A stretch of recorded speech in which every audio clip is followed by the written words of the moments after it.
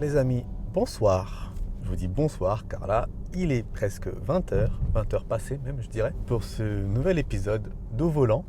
Et aujourd'hui, petit événement sur voiture lambda parce qu'on fait une voiture électrique. Alors oui, la toute première vidéo de cette chaîne, c'est une 208 électrique, donc on en a déjà fait. Mais le format a bien évolué depuis. Et là, c'est la première fois que je me retrouve avec une voiture électrique. Et quelle voiture électrique! On est dans ce que je considère être le fleuron de la technologie française actuelle, le Renault Mégane E-Tech. Donc le Mégane électrique. Et vous vous en doutez, il y a beaucoup de choses à dire sur cette voiture. Je viens de récupérer le véhicule, je l'ai récupéré cet après-midi. J'ai même pas fait 50 km avec. Et il y a des choses qui m'ont vraiment impressionné. Renault revient de très très loin. Et la Renaulution, les amis, je le dis d'emblée, c'est pas une blague. D'habitude, je fais pas ça, mais on va commencer par parler du prix de ce véhicule. Le Mégane électrique, il commence à partir de 42 000 € à peu près. Je crois qu'on est à 41 990 €. Avec le bonus écologique, il faudra compter 5 000 € de moins, voire même 7 000 € selon les conditions de revenus de la personne qui achète cette voiture. Et donc, ça nous fait cette Mégane pour 37 000 € à peu près. Alors, il faut savoir que la version que je suis en train de tester aujourd'hui, c'est une iconique avec supercharge Optimum EV60, 220 chevaux, en sachant que les versions entrée de gamme qui existaient avant ne sont plus disponibles au catalogue.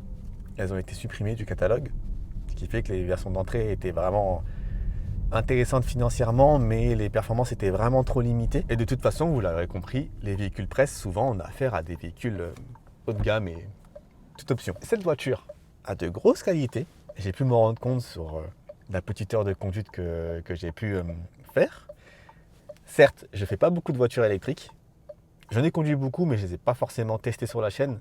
Mais bon, la référence, on la connaît, c'est Tesla. Mais là, plus que la prouesse technique, plus que ce que cette Renault propose, moi je suis extrêmement fier de pouvoir tester une voiture électrique très avancée, vraiment, qui est très réussie pour le coup, et qui vient de France, qui est construite en France, qui est vendue par un constructeur français. On est vraiment sur une voiture qui a été construite et assemblée en France. Si je ne dis pas de bêtises, à l'usine de Douai. Il faudra me corriger si je dis une bêtise, ou peut-être que je dis une bêtise alors. En tout cas, cette Renault Mégane E-Tech, pour le moment, c'est très très bien. Niveau technique, on dispose de 220 chevaux, donc ça avance plutôt bien. Le couple est instantané. Voilà, ça avance bien. On n'est pas sur une Tesla, bien entendu, mais ouais, on est bien. Ça scotche. Sur une voiture qui est extrêmement bien finie. Non mais vraiment, c'est incroyable. Renault revient de tellement loin à ce niveau-là. Les finitions de ce Mégane E-Tech, elles sont vraiment exceptionnelles. Je pèse mes mots. Là, sur la finition iconique, vraiment, on a du simili-cuir un peu partout. Et sur piqûre, même si là, en partie haute, c'est plutôt dur comme plastique. Mais c'est super bien assemblé, c'est super bien présenté. Et comment ne pas parler de l'open air? L'open air, ça dépend quel accent il faut utiliser pour le dire. Avec cet écran, ces deux écrans là qui sont disposés en forme de L. Vous savez, ouais, les écrans, c'est un petit peu compliqué. Mais pour le coup, on a un système d'exploitation qui est signé par Google et qui fonctionne du tonnerre, qui fonctionne aussi bien, si ce n'est peut-être même mieux que Tesla. Bah, à débattre, hein. Je la laisse là, je laisse cette phrase ici, vous en faites ce que vous voulez. Mais je suis complètement conquis. Vraiment, je suis conquis. Il faut que j'essaye de rester un peu concentré, que je ne sois pas trop emporté, parce que cette voiture a des défauts aussi, hein. Attention, elle a des défauts. Notamment en termes d'habitabilité et de vision arrière. C'est un tout petit défaut, j'y reviendrai dans l'essai lambda. Mais ouais, là, je suis super bien installé. On a une full expérience, vraiment, on a une expérience complète. Vraiment, je suis ultra content que Renault m'ait fait confiance d'ailleurs pour cet essai. Il faut savoir que c'est le premier essai que je fais avec Renault et directement d'emblée, voiture électrique, Mégane E-Tech. C'est le fleuron. Actuellement, le Mégane E-Tech, pour moi, c'est le fleuron. En termes de technologie, on est sur ce que Renault peut proposer de mieux. On a tout le savoir-faire de Renault dans cette voiture. Et il ne faut pas oublier que Renault avait une grosse avance sur l'électrique parce que la Zoé est sortie dans les années 2010. Elle est restée presque 10 ans au catalogue. Et ça, c'est une avance qui se ressent vraiment au volant de cette voiture-là. Que ce soit en termes d'efficience, que ce soit en termes de conduite. Je ne m'attendais pas à une conduite aussi douce et aussi plaisante. Et ça consomme pas énormément. Là, bon, j'ai moins de références en termes de consommation de voiture électrique par rapport à la thermique, c'est normal. Mais là, depuis que j'ai la voiture, je suis à 14 kWh au 100. Donc, il me semble que c'est très bien. Et même en termes d'équipement aussi, on a tout ce qu'il faut. Donc ouais, Désolé, la vidéo est légèrement brouillonne, mais là je découvre vraiment un tout nouveau produit sur lequel j'ai pas forcément mes repères et mes marques. L'électrique, on en a vu qu'une seule sur cette chaîne. On en verra d'autres, il y en a beaucoup qui arrivent. Si vous êtes fan de voitures électriques, on pourra peut-être parler de la pertinence de ce type de motorisation. Pour l'instant, je regarde, moi je vois des choses qui me plaisent beaucoup. Quand je suis là-dedans, ça me plaît beaucoup aussi. Et je pense que c'est à encourager. Après oui, on va mettre cette Renault en concurrence avec d'autres acteurs du marché. Je pense je pense surtout à Cupra, avec son Cupra Born qui est un très bon véhicule apparemment aussi. Le Peugeot 3008 électrique, non, le Peugeot 308 électrique, dont le prix a été annoncé d'abord à 48 000 €, ce qui a fait grincer pas mal de dents. Même sur Instagram et TikTok, j'en ai fait une vidéo. Sur la presse a plutôt aboyé, ce qui a fait que Peugeot a revu sa politique tarifaire en baissant le prix remisé de 50 malheureux euros pour passer sous la barre du bonus. Enfin, cette 308 électrique, je vous le dis, pour moi, elle est disqualifiée d'office vu la fiche technique.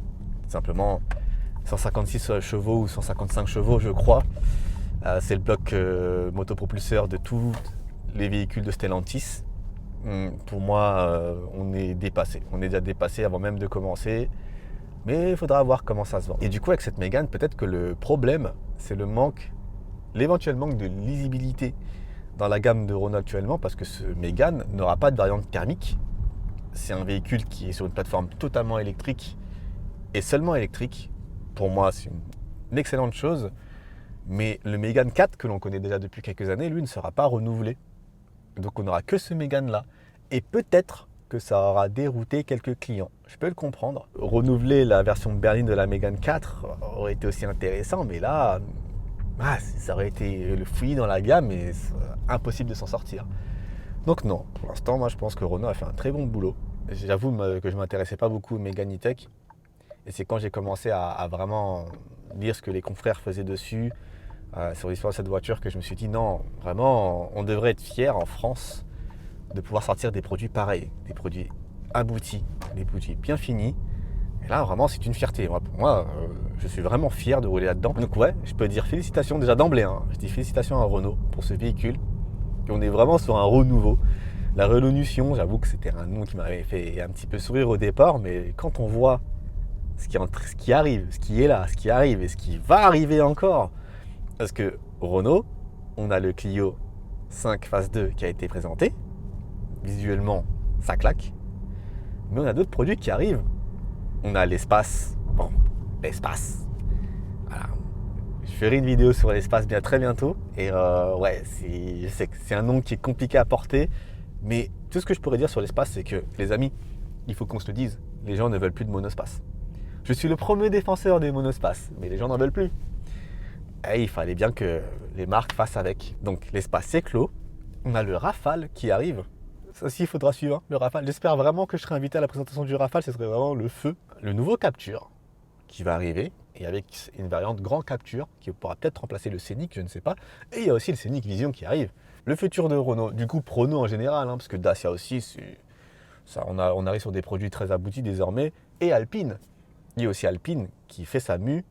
On va avoir plein de produits qui vont être présentés dans les prochaines semaines. Et vraiment là, si l'automobile française, elle m'excite, c'est notamment grâce à ce que fait Renault actuellement. Donc les amis, je pense qu'on va pouvoir s'arrêter là. Comme d'habitude, je vous invite à liker la vidéo si ça vous a plu, à vous abonner si vous êtes nouveau ici. Et on se retrouve ce week-end pour un essai lambda. Et en attendant, je vous dis, restez safe, conduisez prudemment. Et je vous dis, peace. Ciao.